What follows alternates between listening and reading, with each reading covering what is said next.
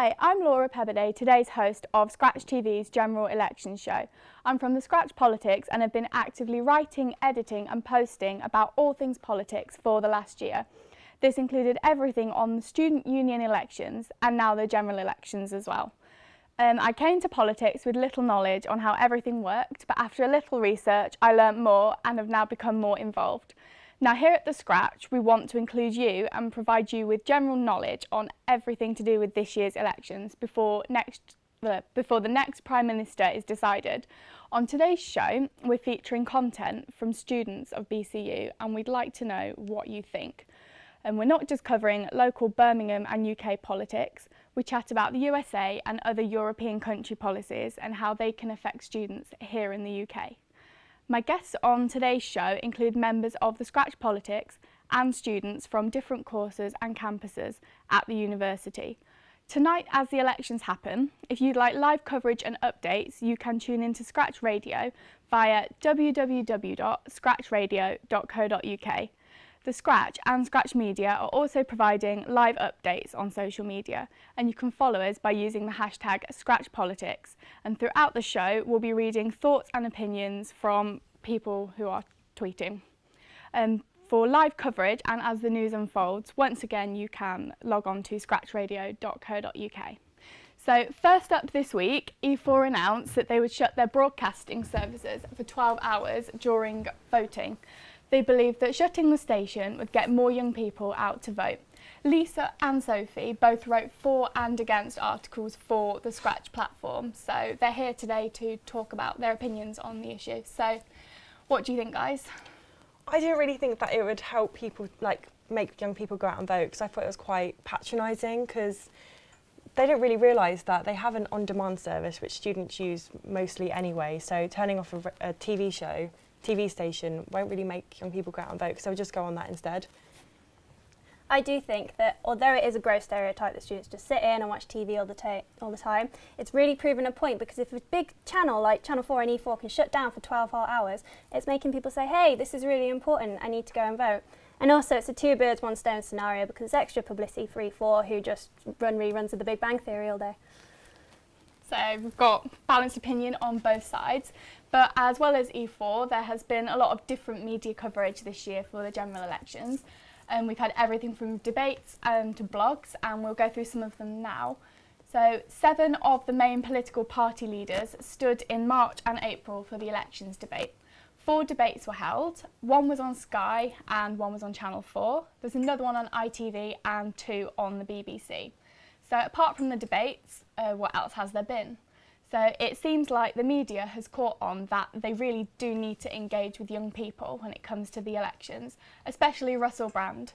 He hosts a daily show online on YouTube called The Truths and has openly pledged his allegiance to Ed Miliband, forming Ed Miliband. It's quite catchy. Of course, we've had coverage from people like Andrew Marr, Question Time and Newsnight, which also had an episode on air in Birmingham this Tuesday. There's also been some light-hearted shows too. Joey Essex, star of Towie, has his own general election show on Tuesday where he learnt how to actually vote.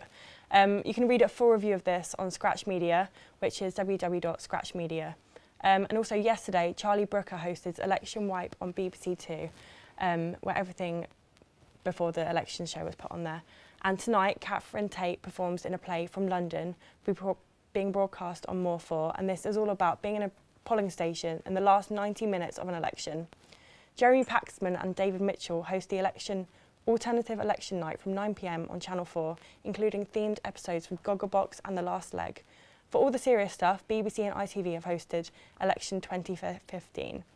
BBC 4 have also done loads. Just going on their website, they've created a special section, and LBC have covered lots on the elections too, but focusing more on London and the finance-centric. The Bridge broadcasted live in a live election debate last week and then again on Saturday. But of course, for all the best elections coverage, you can listen to Scratch Radio online, www.scratchradio.co.uk, and for live updates you can visit us at www.scratch.media, and you can join in on the conversation by tweeting us using the hashtag ScratchPolitics.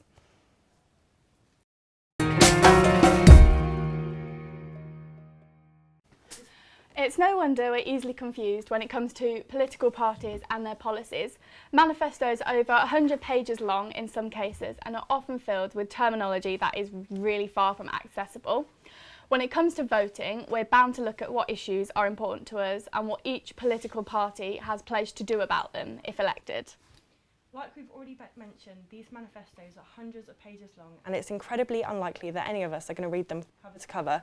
So in order to break things down, we've had a look at parties, broken them down so you can have a look at their policies to see what issues are most important to us.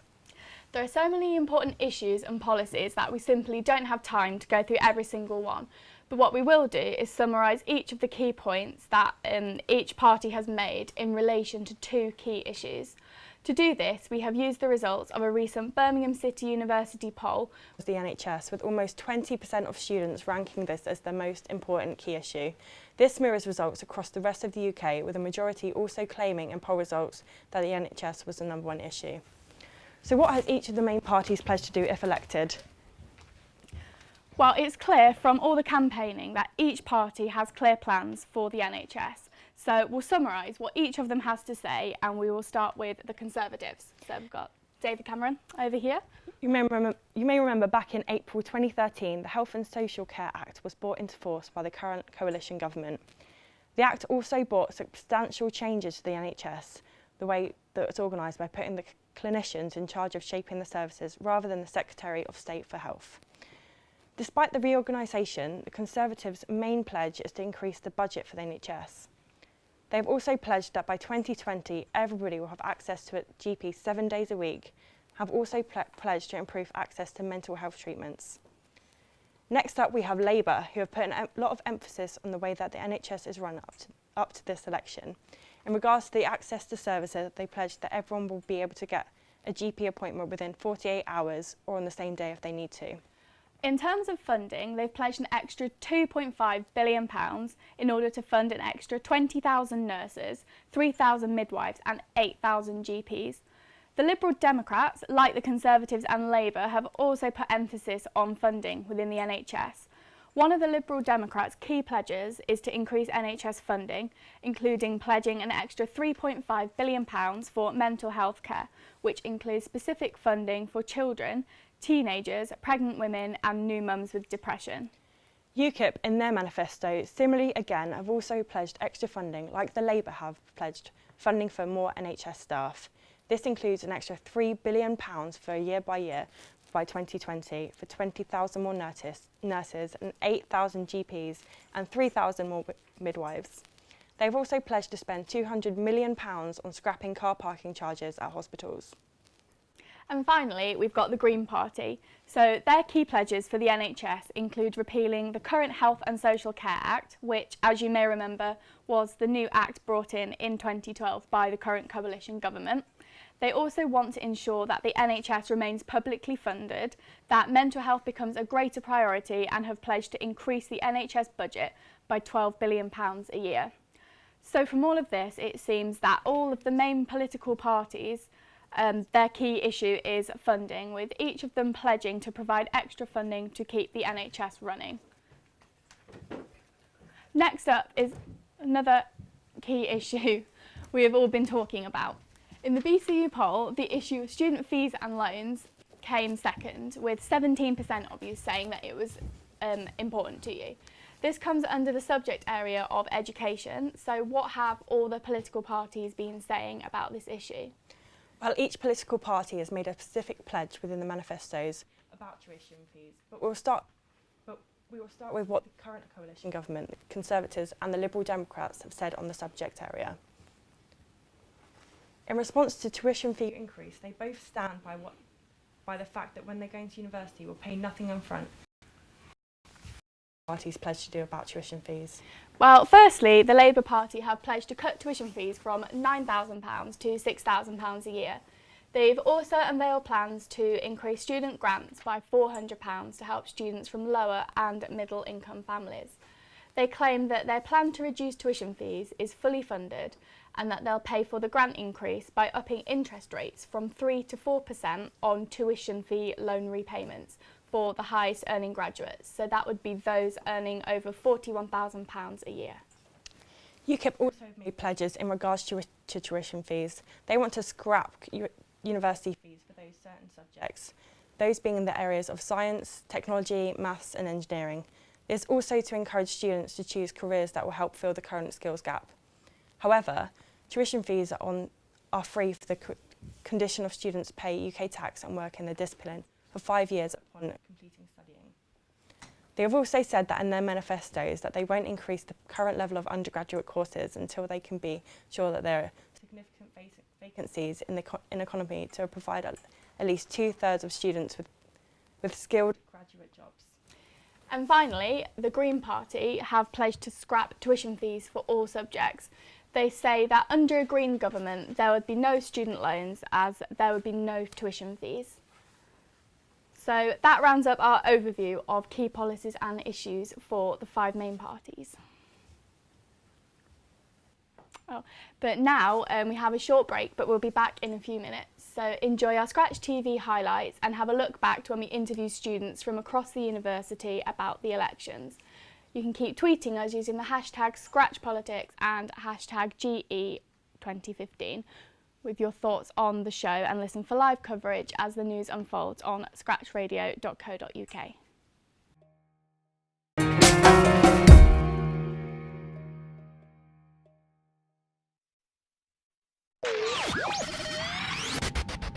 Hi, this is Marlon Williams down at the Lounge at North for the final ever full moon party.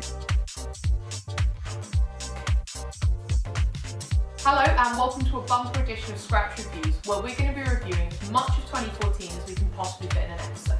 Hello and welcome to Scratch TV's Scratch Chat. This is going to be an amazing night and I can't wait to get myself in there and show you what exactly we have to offer. Well, I'm here, to have a look around and see all the dogs, because I'm a big dog lover. I'm mad for a dog.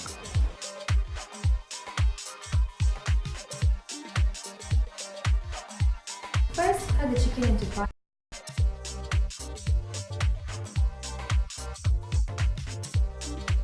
The hit song of 2014 does have to go to Pharrell Williams with Happy, because, well, it makes you happy. Hi, we are with Lauren Hoyle.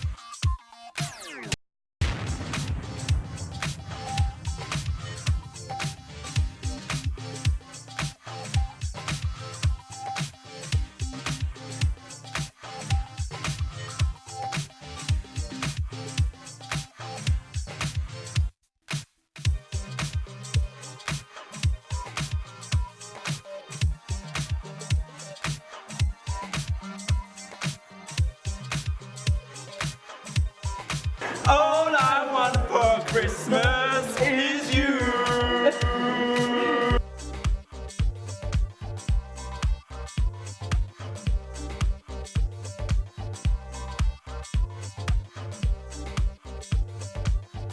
Hi girls, so how are you enjoying Pride? Great fun. Everybody's so super friendly.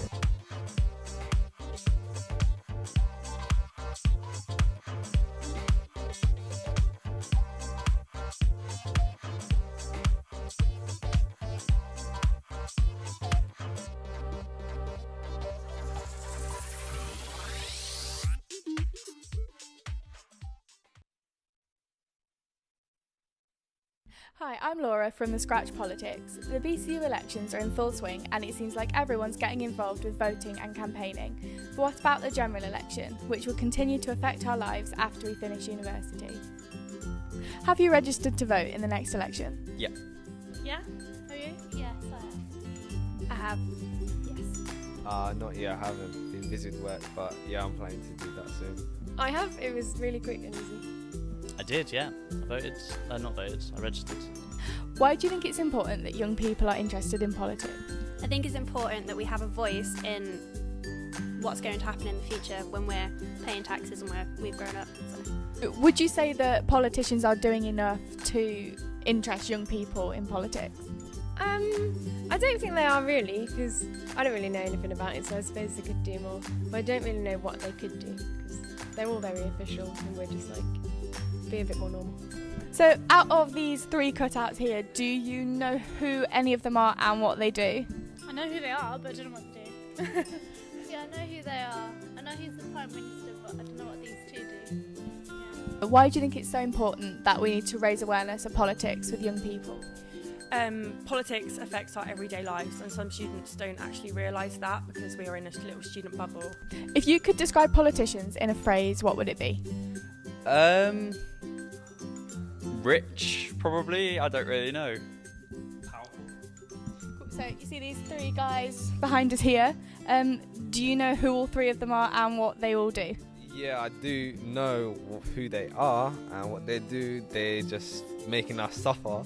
So I need to see which department, which party I think would best suit for my future. So I'm still undecided on who I'm going to vote for. When it comes to voting, what would you say are the most important issues that affect you?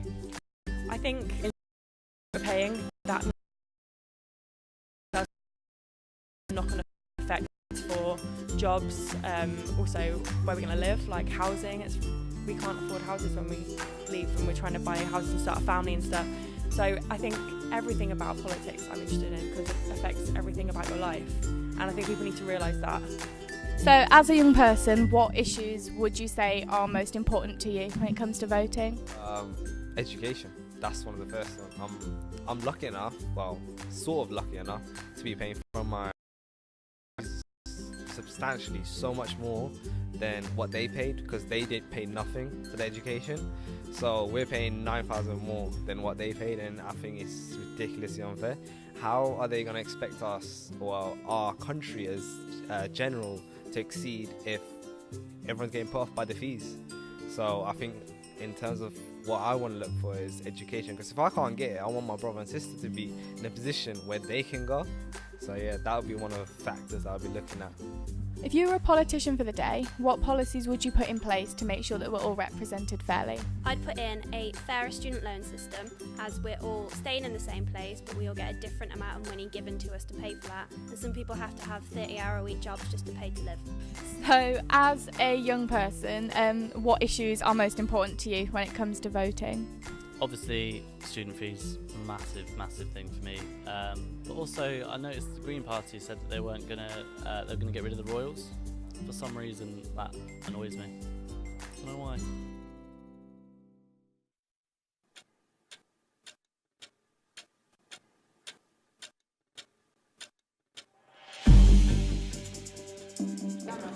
I think it's probably been the biggest crisis it's ever been.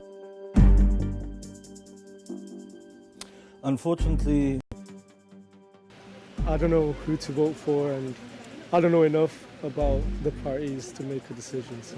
What do you know about politics? Literally not a lot, nothing really. I know there's like left and right wing, but that's pretty much it. I think they've made a mess of the current system. You have a bunch of rich boys who are well educated, giving their views, their ideas on how a country should be run, but they've not had any hardship themselves, so they have no real experience. It might well be the case that we are again going to end up in a coalition government.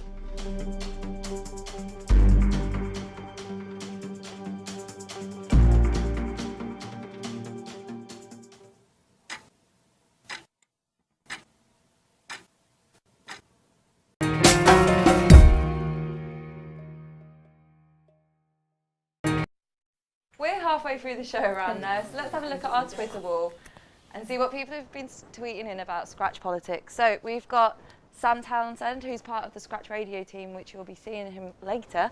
He says, E4 shouldn't have shut down tonight, as I missed the Big Bang Theory midday because of it, although the dancing panda was hilarious. I'm sure we'll find out when he's actually on the show. We've all looked to online, and today could be a test on the public responses. Please tweet in what your thoughts are as well. Scratch Politics, hashtag it. We'll come up on the board and we'll discuss more later. Next we'll have a look at the media festivals that have happened across Birmingham City University, and after that we'll have a watch of the general elections TV debates from Scratch TV, which was streamed a few weeks ago here at Birmingham City University. Again, don't forget to tweet in Scratch Politics and have a listen for live coverage as the news unfolds all throughout the night on scratchradio.co.uk.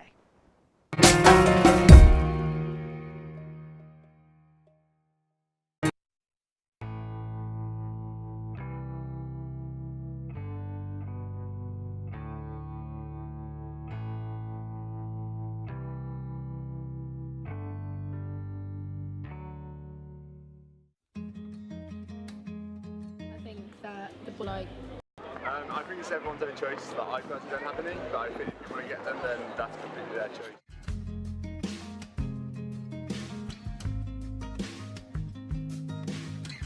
Body Art, King of England, King Body Art, Extreme Inkai, 30, how old am I? 35, from Birmingham.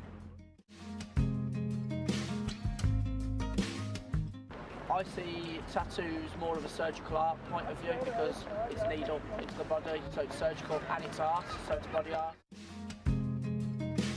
think that just because you don't like a particular form of art doesn't mean that it's not an art because your opinion on it. I think it's more personal to me how long I've sat under the needle in the chair compared to having 50 tattoos or 300 tattoos. And I think there's this figure that's been mentioned in the media, 300 hours under the needle, maybe more now. I have 4 big ones and a couple of little ones. And then I've got one on my knee that I did myself. Yeah, stick and poke, it took me 8 hours and a lot of coffee. Yeah, I think I've got around 15 piercings and I've got 2 tattoos. Well, one of them I designed myself and it means something to me. It's like to do with my star sign and stuff. The other one was, my other tattoo was just like a random kind of thing. And then my piercings, I just like always wanted them going all the way up my ear, so I was like carried on getting them. That was why. Yeah, I've got 5 piercings. But no tattoos, no. I don't know, a bit of a spur of the moment thing. My family doesn't really know about one of them, but there we go. Can't tell them everything, can you? I mean, I got stabbed in 2009 because of my appearance. I suppose if it didn't look like this, it could have happened, might not have happened, it's one of those things.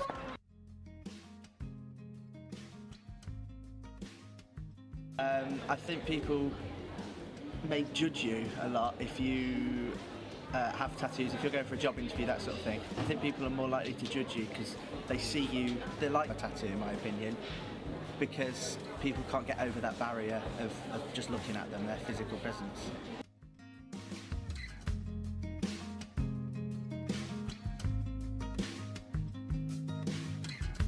More and more people are getting tattoos, so it's not much of a head turner as it used to be. I think it's still easy to categorise someone who's got a tattoo. And there's a lot of people that do have tattoos on their hands and face, and then they instantly get judged. I've just been lucky to be on this journey. You know, I'm proud to be modified. Yeah! Yeah!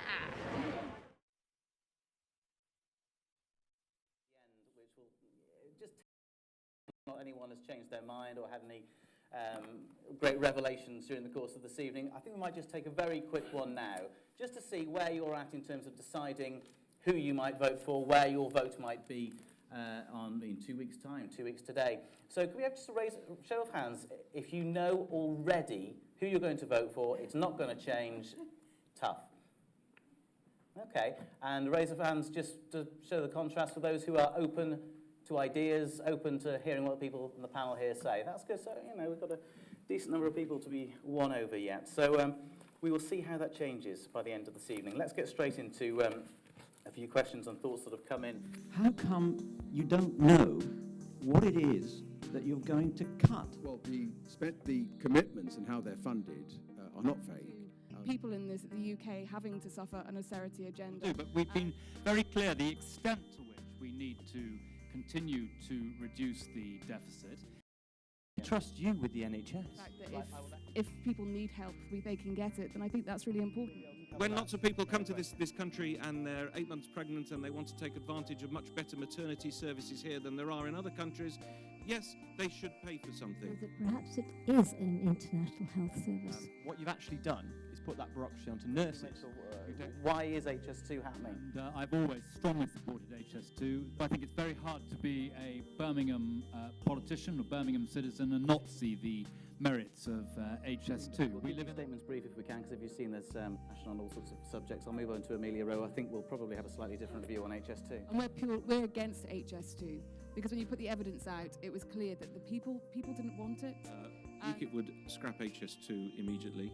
It's a vanity project. £70 billion of funds to build. Where's that money going to come? It's going to have to be borrowed like everything else. Jack Dromey, do I detect a slight wavering from Labour on HS2? We hear all saying no open check, no blank check. Of course, the country cannot succeed through London and the South East alone.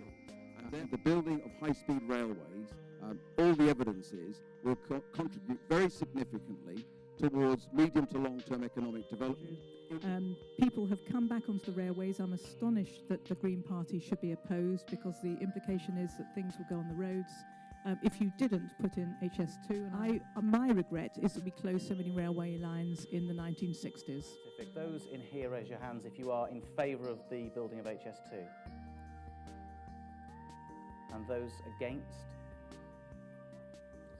It's interesting. Okay. Me and Lisa Williams recently did a documentary on why young people in specific don't vote, and it's sass and it's snidey comments. I watched, was it Newsnight, I think, where it was the Houses of Parliament, and it's squabbling and it puts people off because you're not actually discussing what we want. We're the future generation as well. Like, as far as I'm concerned, I can't wait to get out of this country. And that's me being really honest. And a lot of people are doing the same. People are emigrating to Australia because they don't see any hope in Britain.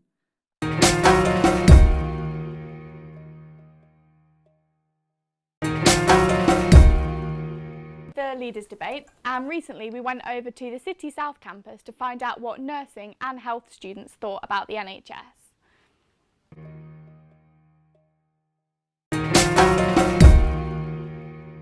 Last week, BCU conducted a poll to ask their students what issue was most important to them. The NHS came out on top, so we came down to City South campus to ask them why it was so important and what they had to say about the NHS and a general election. How would it affect you if the NHS was privatised? I think as nurses, it would be better for us when it comes to like salary. If the NHS was privatised, then I'm sure these fees would disappear, and it would totally change the whole funding model for how people can access nurse training and midwifery and the other allied health professions as well, radiography, speech therapy. At the moment, I think the NHS is running on the goodwill of health professionals. It is the nurses, it's the doctors that have to struggle so much. They have to graft to get the NHS going at the moment. So if it's privatized, I think we'll get more funding to the NHS, get more resources, and people may have to pay for what the care that they're receiving. So in that case, people will be able to contribute more to the NHS. And as it is now, everything is coming from the government. So much promises, but the NHS is not really seeing that. So it is nurses, it is doctors that have to graft to get things going at the moment. So in my view, if it is privatized, this will give people the opportunity to be able to contribute towards what they are receiving. Politicians have got lots of promises in store for the NHS. Do you think they'll keep their promises? Yes, because the main big deal, in this country is NHS. So people thought about tax and NHS. So they thought if they find what is going to suit people about NHS, they can support them. So that's why people keep talking about NHS. So that's why it's really going to be hard. Do you know what? In this election campaign, I don't think many people are making any promises as such. I think it's all been very vague around the NHS. Everyone wants to improve it, but no one's actually saying what they're going to do. Labour are standing up and saying they'll repeal the Health and Social Care Act that the Conservative government brought in during this Parliament. But other than that, they're all talking about how much money they'd spend, or not, or and how it would be funded. But I haven't seen any real kind of this is what we do in this area. So it's difficult to say whether they'd keep the promises, because I think it's all been very negative and vague. Yeah, I don't think so. I think it's just about tactic, because it's all coming into the news now. What needs to be done? Didn't hear about it maybe months ago. Now it's all come to the front line. So I don't think it's happened before where they've made promises and nothing's come out of it. So no changes have come out before. So I don't see any.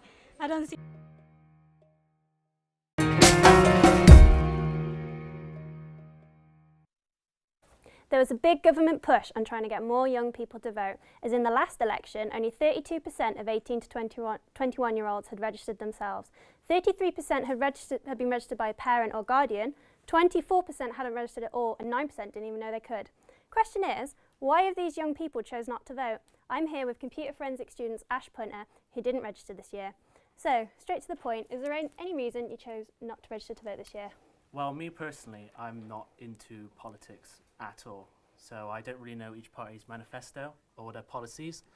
So I feel that I won't make an impact myself as a single individual. And I'm sure there's a whole bunch of people like me who, as a group, we could probably make a big impact. Yep.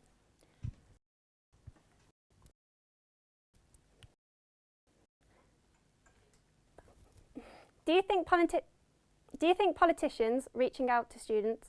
Do you think politicians are reaching out to students as much as they can?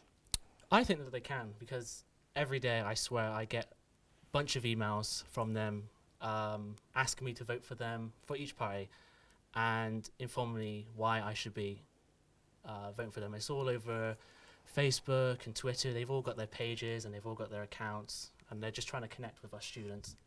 Yep. If politics doesn't interest you, what do you think should change to get the students involved? I actually think students are quite into politics. I've got a bunch of friends, especially on Facebook, that have heated discussions. And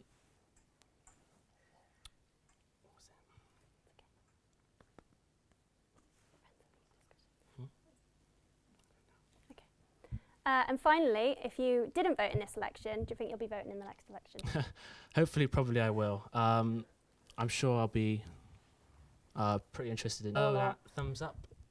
Yeah, I voted there's thing. a vote I think button. that was actually a pretty clever idea. It just gets us students, more involved, more into the politics and everything. Yep. Any Facebook arguments on your feed? Did they? Yeah, there are deter quite you a or- few. Everyone's got their opinion, You've got each parties and everything. And everyone's got their own views, and I've heard some really good opinions and discussions going on. Do you think students are informed on how to register to vote? I think so. I don't think it could probably do with a buff, if you know what I mean. I've actually with a friend today, and we saw this girl who went in there thinking she didn't actually have to register. She just went in just to vote, and they just turned her down. Yeah. Well, that's a vote lost then. But thank you for that, Ash. Now, we've had discussions about various political issues in today's show. It's time for a musical break now as we go back to the Scratch Media Festival from February with Don't Forget.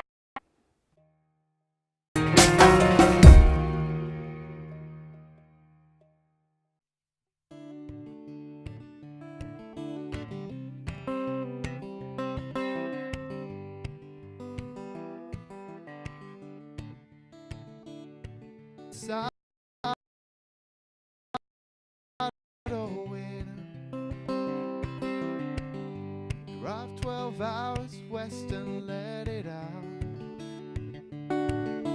We'll go out and we'll feel the sunlight. We'll bide at time. We can come up with a dance and make the summer last. Find a whole new love as we jump in too fast. And I think I can call this place new home. There's something in my heart that says I shouldn't go.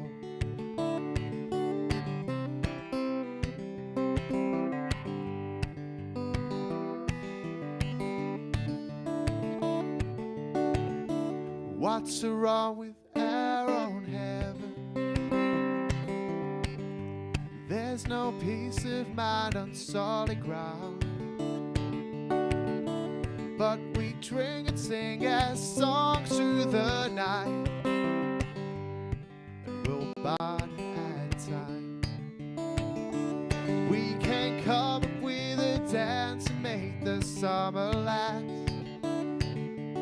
find a whole new love as we jump in too fast. And I think I can call this place a brand new home. There's something in my heart that says I shouldn't go. Oh, oh, oh, oh, oh, oh, oh, oh, oh, oh.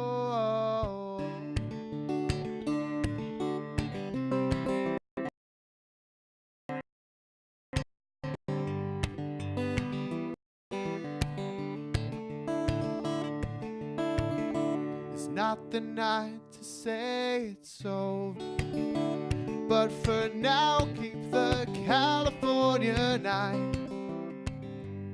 And now bide my time. We can come up with a dance and make the summer last, find a whole new love as we jump in too fast. And I think I can call this place a brand new home. There's something in my heart that says I shouldn't go. Oh, oh, oh, oh, oh, oh, oh, oh,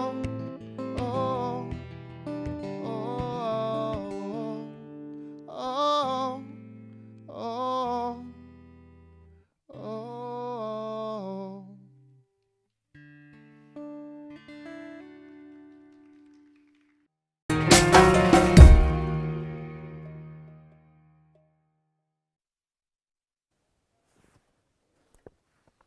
There's not long left of the show. Let's look again at the tweets from the general election and what students have been saying here. So we've got Rebecca saying that she's really enjoying the really interesting, and also Gertrude, I'm going to hope it is. Sorry for mispronouncing any names. Why vote? What's the point? And that's what we're trying to sort out for you today. So next, there has been a lot of coverage all across BCU for these general elections. It's been quite amazing how across all media platforms have got involved. BCU has been pushing out the word about this year's general elections. Here's a quick overview.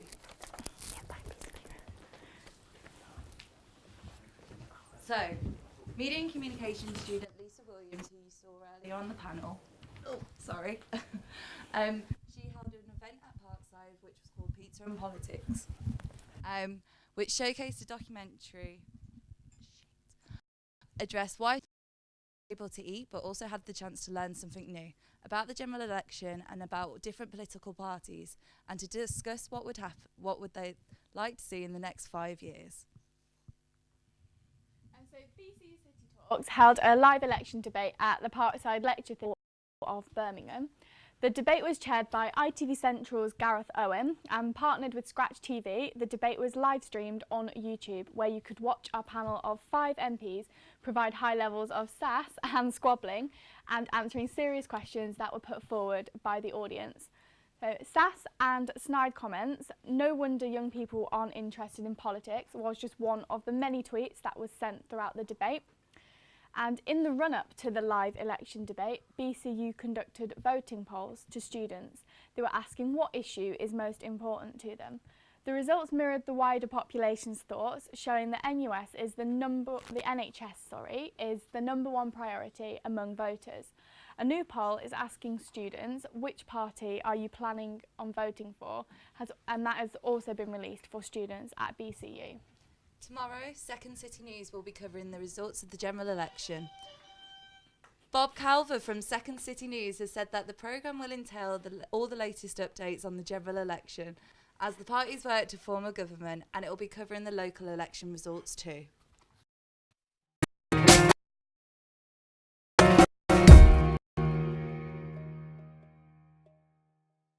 In the UK. But first, let's have a break and look at the Bite and the Ballot, an election debate that happened in February. Don't forget that your tweets can be sent to #ScratchPolitics and listen for live coverage as the news unfolds throughout the night on www.scratchradio.co.uk.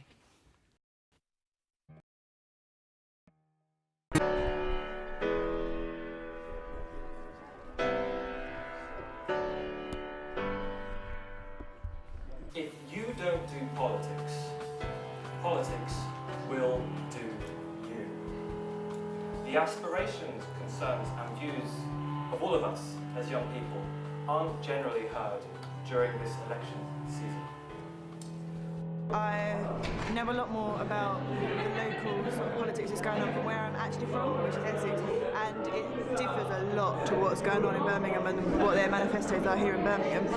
It's changed my opinion on some of the parties, but not necessarily on how I vote.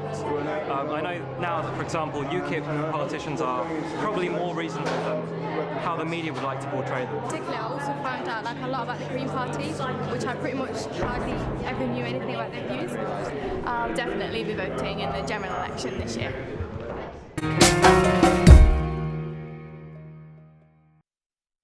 Welcome to Political Puzzle. I'm here with Scratch Radio and Scratch Magazine. So on the blue team, we have Scratch Magazine with our team captain Laura. If you'd like to introduce your team.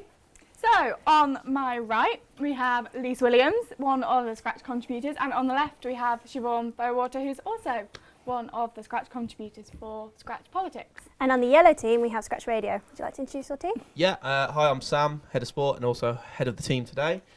We have Ben, who is head of music, and we have Jack, a new member of the team, who's only recently joined. Okay, I'm going to explain the rules. I'm going to read out a political party and you need to tell me if it's true or false by buzzing in. It's a quick fire round, and once you've buzzed in, you need to let me know. And then you need to hold up the true or false card. Come on, lads, we can You do have 2-3 seconds to tell me your answer, and we're going to have to find a way to keep the scores. So, okay, so the first party, some of these may be defunct, but they still existed at one point. So the first party is the Rhinoceros Party. Laura? I've heard that before. Hold up your card.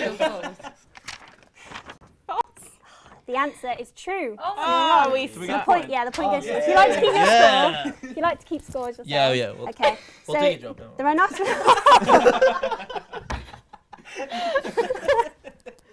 So, the Rhinoceros Party existed in Canada in 1960, but they chose this rhino-themed party name as they are thick-skinned, slow-moving and not very bright, which isn't exactly the most inspiring tagline. Okay, so the next party is the Dungeons, Death and Taxes Party.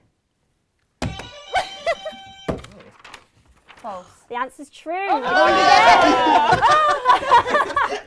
Get in.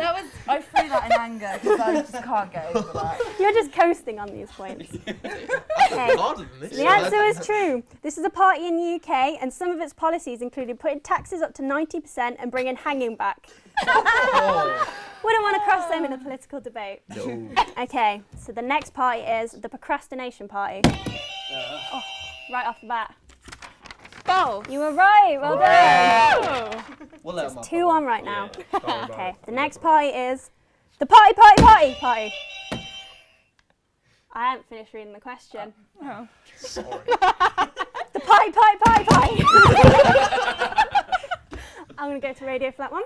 Sorry. We got true. That was true. Well Yes! done. 3-1, lads. This is a real party that's based in Australia. Okay, the next Good party day, mate. is the Petting Zoo Party. Oof, so close. I'm going to go with magazine. I'm going to go for false. And you're right, it's false. So sad that that's I false. made that up. Just hit it. Just hit it. Okay, are you ready? Next party. Born ready. The Fancy Dress Party. I'm going to go with radio. False. We go with false. And it's true. It's magazine. Who's winning now? It's 3-all. Believe it or not, this is a real party. Now, for a bonus point, which of these was one of their policies? To make nurses wear fancy dress once a week to cheer up the patients, or to use a smaller font size to reduce unemployment statistics? Radio? First one. Yeah, The first one? Nurses. You're wrong. Oh! Yes! Okay, So to use a smaller font size to reduce unemployment statistics. Okay. Makes no sense. Are you ready? Yeah. The last one. The 24-hour Party People Party magazine. True. And it's false. Oh my God. Is this a Happy Mondays Bez's party? It's not. Although Bez from the Happy Mondays did run for election, he for his hometown in Salford, this party was actually the reality party. I'm peeking. So this brings us on to our next round. I'm going to name some celebrities and you have to tell me if they're party people or party poopers. Okay? So are they MPs or are they not? Or have they been involved in politics? Gonna say no. I'm gonna say yeah. Oh, we have a problem. We have a problem. Too much doubt. No, we have to pass it over to Radio Bringer. Magazine? True. You're right. He's actually the mayor of Cincinnati in Ohio. Yes. He is. for him. Google says so. Get California. in. Damn it. Wow. Okay. 6'5". Next one, Gordon Ramsay. Magazine. Oh. True. Well, it took too long. It was false. I'm going to have to Fun! Sorry. Although everyone is sure he has his own political views, he hasn't been openly known to support a political party. 7'5". Right, apologies if I get this name wrong. Manny Pacquiao. True. Oh, damn. Yes. I know it is. He's a politician for the Philippines, where he's from. I knew that. How did you know that? that? Because I follow boxing. I'm head of sport. I'm head of sport. Head of sport. Didn't even know the name. Oh man. The Pat man. Okay, guys, last question. You ready I'm for ready. this? I'm ready. Born. No, I haven't done a deadlock. Just question, go, so- just go for it, Sophie. We don't do tension. Kate Nash. Violent, but scores and find out who's the life of the political party and who's the party. we can't remember our score, but we won. We hit the buzzer more. We got I heard 8. 8-6. You got most of them wrong. We won 8-6. That's because you've got so many points. Because we get. Because, yeah, so that's just not fair. We won. I'm going to have to go radio for this Whoa! one. Done. Thank you.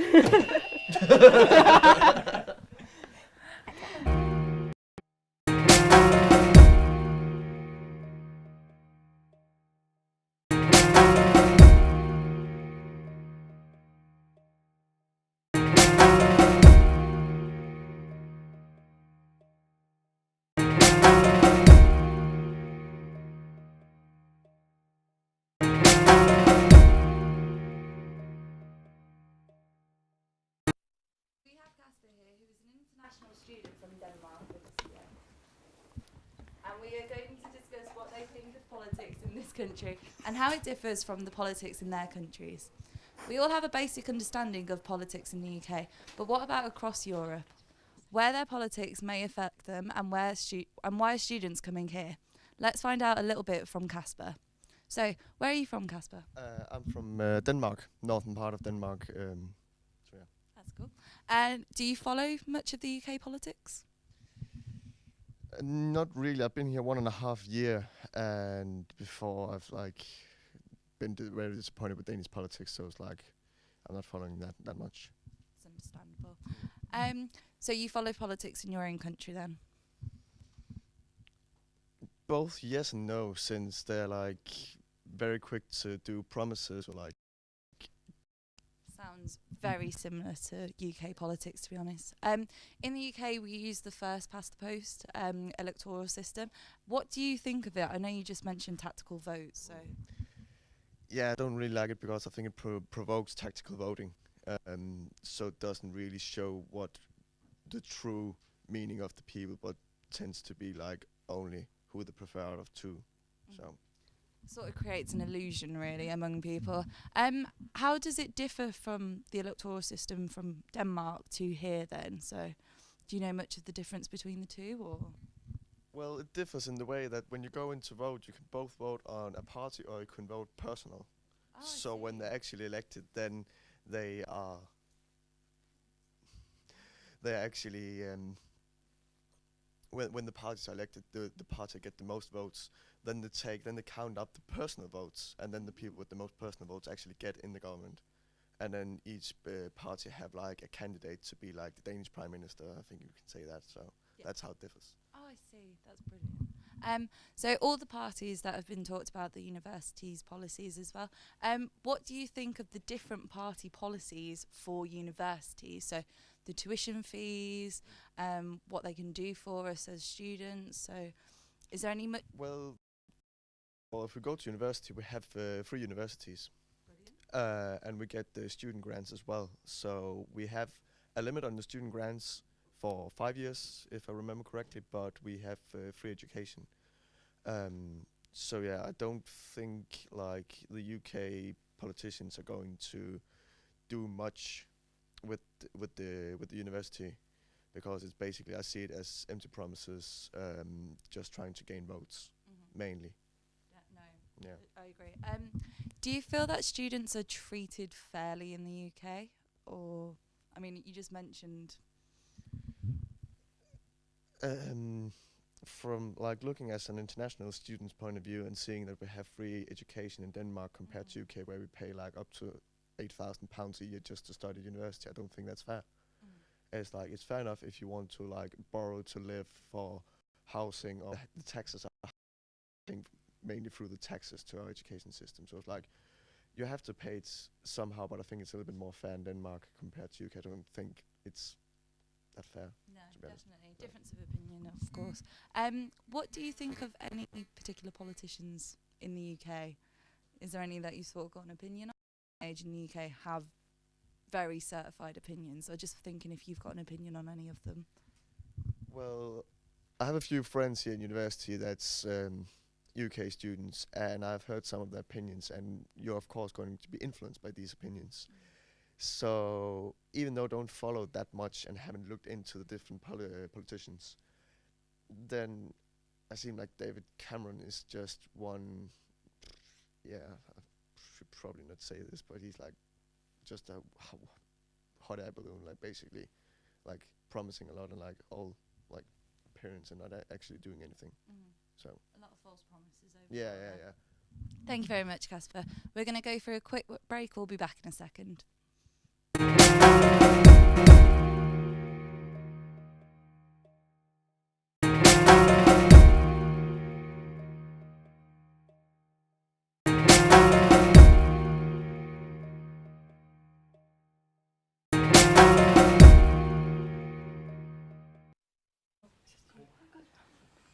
Are we on now? Oh, sorry about that. So we're back, obviously, and it seems like as soon as one election is over, another one pops up out of nowhere. And in just under 8 months' time, campaigning for the US elections will be due to begin, with the US presidential election taking place on November the 8th, 2016. So the way things work in the US and the UK is very different, and it seems really, really confusing. The first major difference to start with is the Constitution. The main thing being is the US one of the most the US has one of the most technically, and the UK doesn't. My bad. The constitutions are basically a set of rules that organise, distribute and regulate state power, and Britain is unusual because it doesn't have a physical written constitution. Unlike the majority of countries, there is no single legal document which sets out fundamental laws that outline how the state works. So, after doing a bit of internet research, we found that Britain is known to actually have an unwritten constitution, which has been suggested that it can actually be summed up in 8 words. So these words are what the Queen in Parliament enacts is law. So what this basically means is that Parliament, using the power of the Crown, so the Queen, enacts law which no other body can challenge. And a second major difference is to do with the actual organisation of the elections themselves. In the UK, an election must be held every 5 years, but a government can call an election at any time within the time frame. However, because of the Fixed Term Parliamentary Act of 2011, this is due to certain conditions. For example, a majority within the House of Commons must agree to it. In the past, a UK government could be much more flexible to when they can call an election. Before 2011, a general election can be called earlier for a number of reasons. For example, the Prime Minister could decide to call an election at a time where he or she doesn't feel most confident of winning the election. So in the US, things are a bit more set in stone. So a presidential election takes place every 4 years rather than every 5, and the date cannot change. So it must take place on the Tuesday after the first Monday in November. That sounds really, really formal. There is also differences in how long a Prime Minister or President can actually serve for. In the UK, the Prime Minister can serve for a number of years. However, in the US, the President is limited by the Constitution to 2 4-year terms in a maximum of 8 years. This means Barack Obama cannot be elected into a third term. Next, we look at what party system, which is also very different. No surprises there. So, unlike the UK, the United States only has 2 major political parties. They are the Democrats and the Republicans. And the national election debate is between 2 candidates, one from each party. Other candidates do stand, but they have no chance of being elected due to the voting system. In the UK, our electoral system is based on what is known as a first-past-the-post system. This means that all the winning party needs is a majority of MPs elected to Westminster to win a general election. In the US, some say that there are 50 elections as opposed just to 1. This is because whoever wins a state gets all of that state's votes and the loser gets none. Once a candidate gets a majority of electoral votes, they are declared the winner, even if some states haven't yet declared their winner.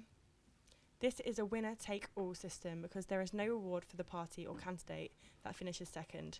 Because of this, parties aim to be as large as possible, smoothing over differences among candidates and voters. So there you have it, a very brief overview of some of the differences between the UK elections and the US elections. Our last social media check for the show right now. So let's have a look. We've got Sam, one of the winners from the quiz we had earlier, saying that Scratch Politics is going to be close. Maybe doesn't have a clue what's going to be the outcome. Nobody does at the moment. This is meant to be the most unpredictable election we've had in years. We've also got a couple of photos as well from all the people that are in the studio and that have helped us out today. We do have one coming along the graph in a minute as well, which has got some statistics, but I'm sure we might get a chance to come back to that later anyway. And keep tweeting us anyway, #ScratchPolitics.